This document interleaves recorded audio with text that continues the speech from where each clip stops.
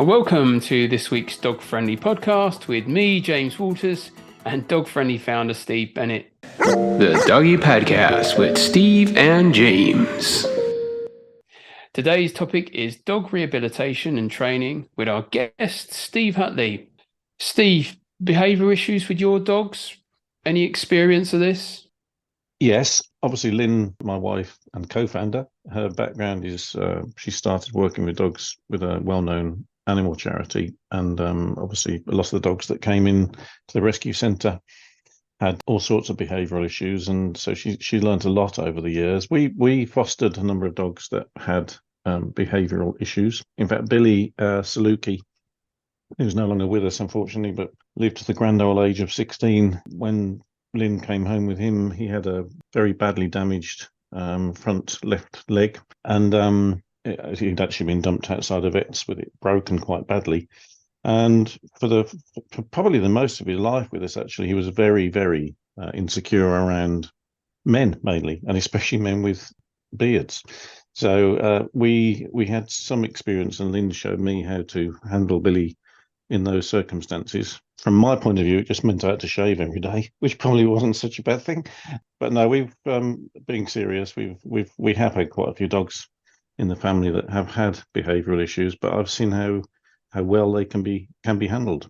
And of course, I've got reactive Stanley Border Terrier myself, so I have got a particular question about Stanley that I'll be asking him in a bit. We are delighted to have Steve Hutley on the podcast today. Steve is a retired police dog handler, having served 30 years with Essex Police, 19 years of which were with the police dog section. After Steve retired, he started up his behavioural business, Rehabilitation and Training, taking him all over the country, rehabilitating and training dogs, from puppies to rescue dogs with serious issues. Steve now writes a training guide in each issue of Dog Friendly magazine, and these have covered a multitude of subjects from puppy training to very specific topics such as traffic lunging and food guarding. Hello, Steve. Good morning, Steve and James. Nice to speak to you. Morning. So, Steve, what dogs do you have now, having worked with so many dogs? One would assume that you'd have ex-police dogs. Is that right? No, unfortunately, I lost my last police dog, a German Shepherd Gus, back in 2016. And I was out without a dog for a couple of years, obviously just getting over the loss of him. But then that's when I'd sort of started my business. I was sort of pretty busy with my business as well. And but now we've got I've got two Tibetan Terriers. Yeah, a little bit different to the German Shepherds I had in the police force. But my wife won that argument. But I would love a German Shepherd, but because I'm so busy.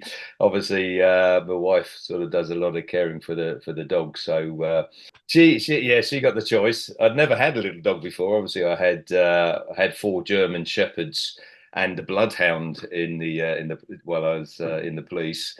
And yeah, we got our first dog that we bought when we moved into our house. We got little Cuba as a puppy. She's now 6, and just 2 years ago we rescued a boy, Oreo, who's now 3. It's quite interesting. He was going to actually be put down because he had a biting history. He didn't like people in particular, didn't like men, would resource guard, would redirect his aggression. If he couldn't get to another dog, he would bite whoever was on the lead. So he bit me 3 times in the leg in the first 3 months I had him. But now, yeah, he's totally different dog now, and everybody loves him, and he's such a character. He really is. So it's so rewarding to sort of see him now, thinking that he might not be in here. So he ended up in the right place. He did. Before we start asking some further questions, Steve, tell us a little about yourself and why you ended up working with police dogs when you joined the police. Well, when I left school, I joined the Merchant Navy. Actually, I did 4 years in the Merchant Navy, and actually went down to the Falklands during the Falklands conflict. Then joined the police force. The police family was in my mum's side, basically. My granddad was in the police. My great granddad, great uncles were all in the police. So it was sort of meant to be, I suppose, in a way. But yeah, I wanted to work with dogs. I just loved dogs. It's funny enough, when I was small, we never had a dog at all. I don't know where my sort of love of dogs came from, but we never had any dogs when we were little in the family. The first dog we sort of had in the family actually belonged to my uncle, who was in the Metropolitan Police. And I think that's where my love of German Shepherds and police dogs started, when I used to go around and see him and see his dogs and how he trained them and how, just obedient they were for him, and that just sort of sowed the seed. So when I did join the police, that's all I wanted to do. And it took me 10 years before I got into the dog section. Once I joined the dog section, that was it. I wanted to stay there and ended up doing the last 19 years of my 30-year career on the police dog section, which was fantastic.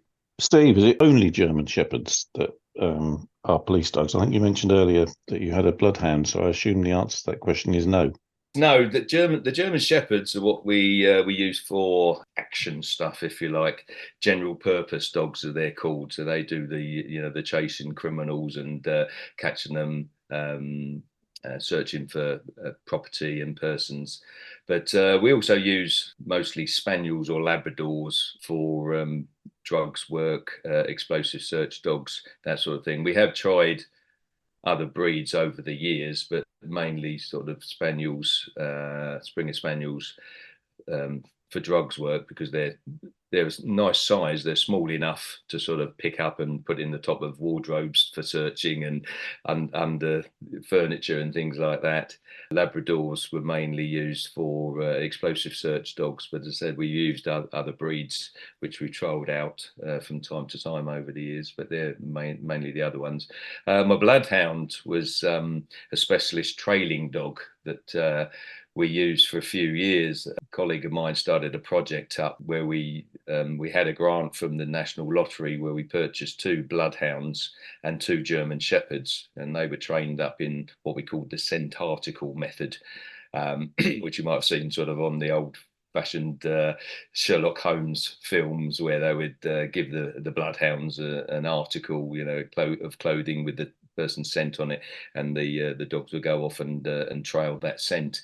So we worked them for about 4 years before the powers to be decided that too expensive or wasn't quite working out for what they wanted. But it was brilliant 4 years, and loved the work. And we were being used all over the country as well. Essex were the first force to start using the bloodhounds for specialist trailing dogs, and a few other forces sort of followed suit. So, Steve, what sort of training did you get to train dogs? And kind of just quickly lead us the story of how that sort of training you got in the police with dogs has then turned into your rehabilitation and training work that you do now. Yeah, as I said, I'd never had a dog before. That was always the interesting thing. My very first dog was my very first police dog, so I learned sort of everything from him, really. And as I went on, and you learn from every dog. As I said, I ended up working with 4 German Shepherds I had in those 19 years, and you do learn. Every dog is different, and you learn so much from them. And you have to do, with every dog, you do a 13-week basic course. You train your dog, and then you're tested to see if yourself and your dog are capable of being worked on the street for real. A bit like a driving test, I always say, where you don't really start learning to drive until you're out on your own in your car. And it's the same with the police dogs. You do your courses, but once you're out there on your own with your police dog and going to real life jobs, that's when you really sort of learn, and it was just my, the fascination of my very first dog I was in the police. I was lucky enough to have from a puppy. Great seeing, bringing him up from, a blank canvas into a working police dog. And then, subsequent dogs, again, when you get them, they're just an untrained dog. And then you turn them around, and I was lucky enough that all the dogs I started my courses with, I finished with, which doesn't always happen. Not every dog, is capable of passing the courses for one reason or other. But I was pleased that the 4 dogs I started with, I'd managed to turn around and turn them into very successful police dogs, which was a great feeling. You've come from the police, you've retired, you want to use your learnings from all that training with people and to help their dogs on training. Is there a particular breed that has stood out you've worked a lot with on training? Yeah, I mean, yeah, since I retired, I'd probably say the most common breed of dogs are poodle crosses because that's the most popular breed now. Labradors were certainly a few years ago were the most popular sort of pet dog, if you like, but I think poodle crosses now are taking over. There's always a poodly this or a doodle that or whatever. So most dogs are now crossed with poodles. So that's probably the most common breed of dog that I work with now, although I literally work right across the board from, little chihuahuas up to, enormous mastiffs and everything in between. And the behaviors are all different as well. I've seen, lovely chihuahuas. I've seen horrible chihuahuas. I've seen lovely mastiffs. I've seen horrible mastiffs. The same for everyone. I probably prefer to work with a horrible chihuahua. Yeah, obviously, yes, it's a little bit easier in that respect. But yeah, every dog is different. Every dog has different issues for one reason or another. And what is the most common problem that owners have with their dogs? The common things are the barking, the jumping up, the general excitement is probably the sort of the most common, but it is also sort of dog on dog reactivity. And that reactivity can be it can be overexcitement or it can be aggression. Is the dog overexcited to see another dog and that's why he's putting lunging and barking, or is the dog being aggressive and saying, keep that dog away from me? So that's part of the challenge, but that's probably the most common thing I probably deal with day in, day out. Is there any particular cases that stand out? That one that you thought that I'm not going to be able to change this dog from his current reactivity, etc. There is one involving a Hungarian Vizsla, which aren't known to be aggressive dogs, but obviously, as just saying, they can be. They're going to be lovely dogs. They could be aggressive dogs as well. And I was lucky enough to be contacted by the owner, who worked with a client of mine who I did puppy training with. And his Hungarian Vizsla had bitten his wife 18 times. He'd bitten himself twice. And he was going to be put down, I think, that the same week that he spoke to me on the phone. And as I said, it was only sort of bit through luck, I suppose. He spoke to his work colleague, who then said, "Well, give Steve a ring. You haven't got anything to lose," because the poor dog was going to be put down on the Wednesday. I think he phoned me on the Monday, I think. And yeah, long and short of it is that I went over, spent 9 hours with his wife and the husband.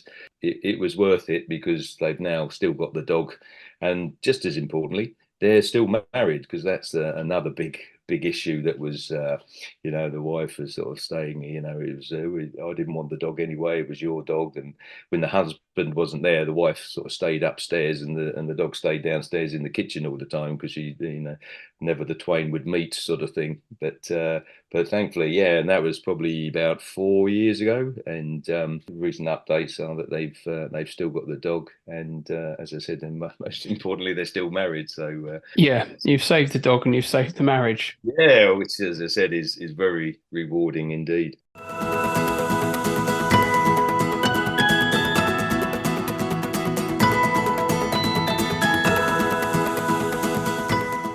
We seem to hear a lot more about reactive dogs, reading and hearing more about them. Steve, is that because there are more cases, do you think, or is it just that we talk about it more? Bit of both, really. I think certainly lockdown didn't help with socialization with both towards other dogs and towards humans as well. Certainly after lockdown, and then it was the puppies that were purchased throughout lockdown, then became adult dogs, and there was a lot of issues there. So I think that was probably the main thing. I think, it's always been there. As I said, it's the most common thing that I deal with. My border terrier Stanley, he's very reactive to certain breeds. Not really sure why, but Dalmatians send him absolutely crazy. He sees them through the window, or he sees them the other side of the street. Is there any cure for this? What's the top tip if your dog goes mad at certain breeds? always say dog training is all about positive or negative associations, basically. And it may be for some reason that you're not aware of. He's had a negative association with a Dalmatian, whether he was little and had an overzealous Dalmatian that came over and bowled him over, and he suddenly, oh, I don't like those dogs with spots all over them. But sometimes, as to the owners, as I said, they're just not aware of why their dog doesn't like a certain breed of dog or just certain dogs. It can be, he doesn't like Dalmatians or any, big sized dogs or any spotty dogs, whether you've come across that or not. But if we got him visiting Dalmatians, is that likely to socializing with Dalmatians? Yeah, absolutely. So I was just going to say, basically, it's sort of exposure around your sort of your weaknesses, if you like. So if you had a trained session where there was another Dalmatian, but far enough away for him to feel comfortable, then over time, then that sort of safety gap will get closer and closer and closer, and you could either just walk past Dalmatians or he will actually go up to them once he realizes that they're not a threat, not a danger sort of thing. Within the Dog Friendly magazine, you've written a lot of great topics about training dogs with us, but I understand that you've got a guiding principle, which is the nucleus of dog training. Just briefly tell us what that is all about. Yeah, it's sort of a term based on all my training, which is exactly the same for all dogs, from puppies up to adult dogs and everything in between. Is basically, the concept is that you have to teach the dog to be calm, first of all, because if you think about it, without a calm and relaxed dog, you can't have all those add-ons. A dog that isn't calm and relaxed won't sit, won't stay, won't walk to heel, won't recall, okay, because basically they're not listening to you. So if we can teach the dog to be calm, once they're calm and they're listening to you, then they're going to do whatever you want. Basically, if you do what I ask, I will give you everything you want, and that's the concept of good dog training. All dog training is training habits into your dog, if you think about it. But obviously the good habits as opposed to the bad habits. But dogs just do what works for them, but what works for them doesn't necessarily work for the owners. So it is teaching the dogs, well, you do everything I want and you're going to get rewarded for it, and 9 times out of 10, the dogs will very, very quickly work out. But that's the crux of dog training, is getting that message across to your dog without screaming and shouting, being calm yourself. And again, your dog will pick up on your vibes, your energy, if you like, so the calm and relaxed you are, the calm and relaxed your dog will be, and the calm and relaxed they are, the more they're listening to you and taking in what you want. You recently wrote a great feature in the Dog Friendly magazine about puppy training. I know it's a big subject and there's an awful lot involved, but if somebody was looking to get a puppy tomorrow, can you suggest some of the key considerations? Yeah, I think the number one thing is what is your lifestyle. And again, if you're not going to be at home because you're going to be at work, 8, 9, 10 or more hours a day, then I would say don't have a dog. If you've got time to train your dog and look after your dog, then again, the choice of breed is particularly important as well. The size of your house. Do you live in a house? Do you live in a flat? Have you got a garden? If you are an energetic person and you go jogging every day, then you don't want a little lap dog. You want a bit more of a, an excited energy dog that will run alongside you, that sort of thing. And just consider, how much exercise the dog's needs, and are you capable of providing the exercise and the care for the dog. It will take over your life. It will change your life, hopefully for the better. You've got to be prepared for that, and again, with puppies is probably the hardest stage to work through, but if you get it right, then it's not going to be forever. And once you've got it right, then when they do grow up, then you've taught them correct habits, life will become a lot easier and a lot more enjoyable. One of the most common questions we get asked as dog friendly is, how can I stop my dog jumping up at visitors? Are there any tips you could give us to help prevent this? Yeah, dogs learn very early on, when they're puppies, that if they jump up, they get everything they want in this world. If you think about it, when if you go to choose a puppy, all the puppies are coming up, and we're getting excited because we all love puppies, and who can't get excited over a young 6 to 8 week old puppy. You're certainly not a dog person if you don't get excited. What people aren't realizing that they're doing is inadvertently rewarding all the excitement in those puppies. So the puppies will, jump up to engage with us. We'll come down and we'll pick them up and we'll get all excited.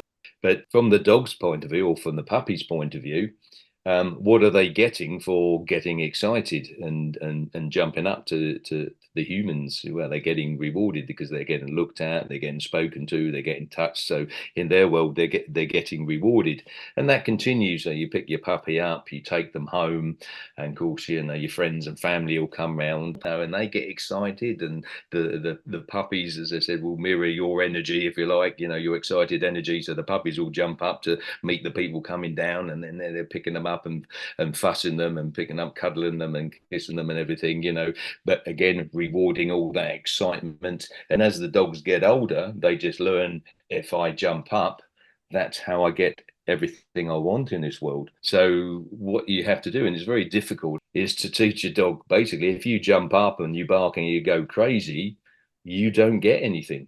So you don't look at your dog, you don't touch your dog, you don't speak to them, they're invisible. And you wait until 4 feet are on the floor.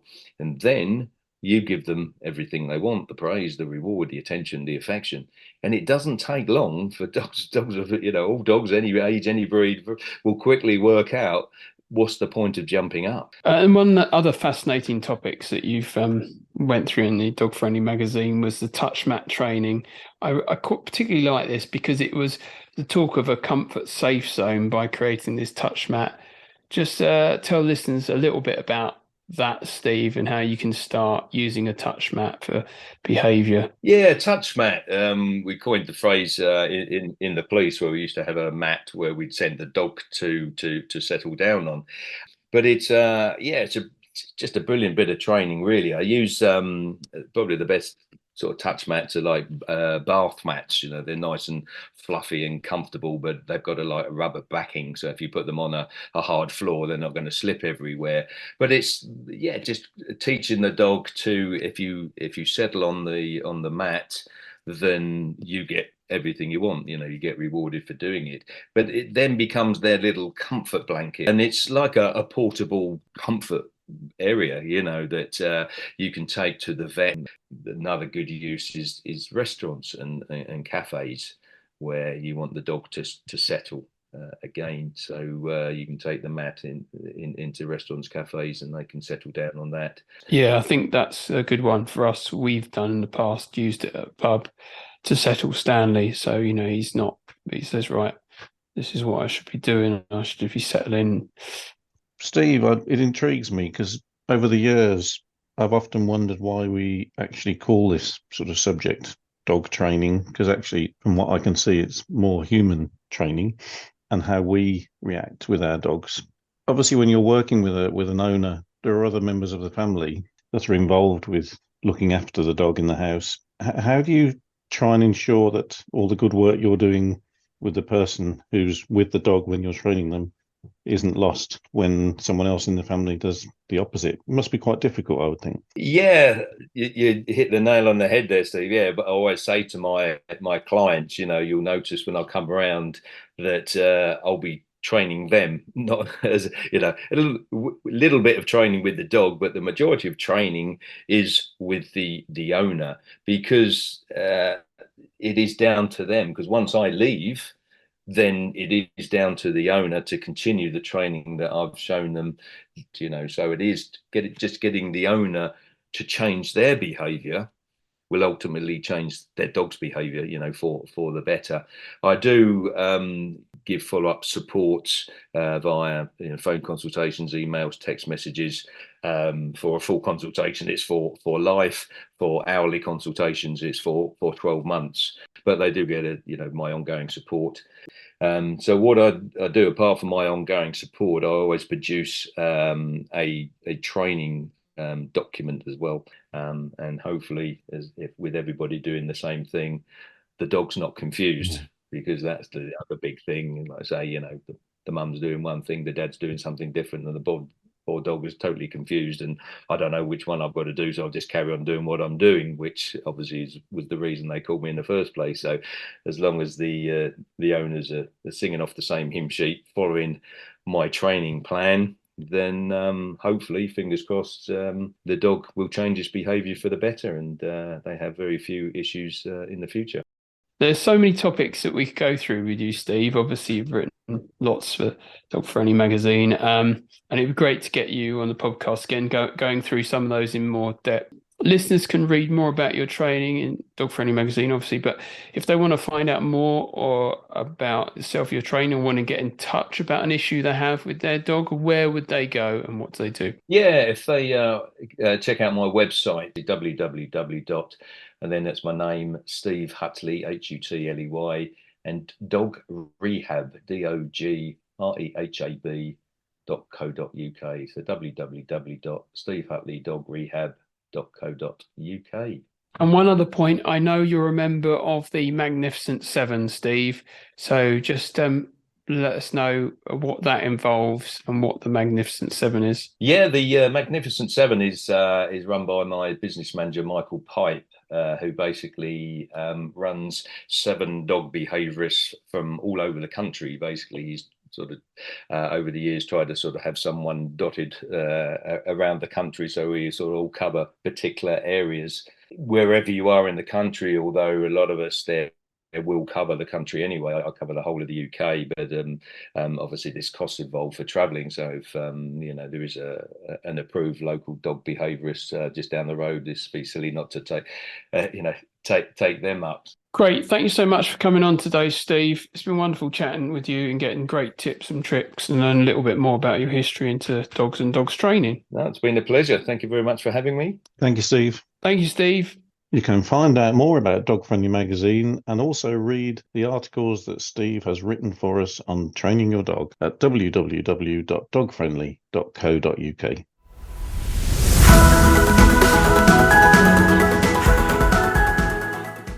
The Doggy Podcast with Steve and James.